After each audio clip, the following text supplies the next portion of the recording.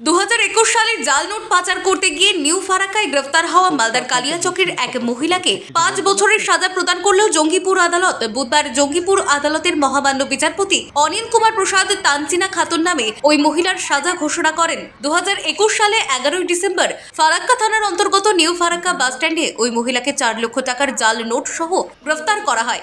Sub inspector বিজন রায়ের নেতৃত্বে ওই মহিলাকে গ্রেফতার করার পর তাকে আদালতে প্রেরণ করা হয়। তারপরেই শুরু হয় তদন্তে জাল নোট প্রমাণিত হওয়ায় 30 বছর বয়সী মালদা জেলার অন্তর্গত কালিয়াচক থানার পুরাতন বাবুপাড়া এলাকার মহিলা তানজিমা খাতুনকে দোষী সাব্যস্ত করে আদালত। মঙ্গলবার দোষী সাব্যস্তের পর বুধবার রায় ঘোষণা করা হয়। এরপর এক বিবৃতিতে জঙ্গিপুর মহকুমা আদালতের সরকারি আইনজীবী এই কেসের সমস্ত চার্জ ঘটনায় 49BC ধারায় পরবর্তীকালে সাক্ষী সভা শুরু হয়।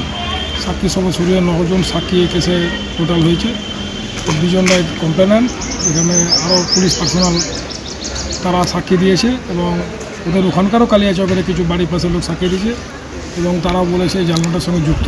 মাননীয় জঙ্গিপুর কোর্টের জজ সাহেব FTC first track court Shri Anil Kumar Prasad সাহেব, উনি 18/3/2019 তারিখ গিলটি হেল্ড করেন আর 19/3/2025 তারিখে সাজা ঘোষণা করেন।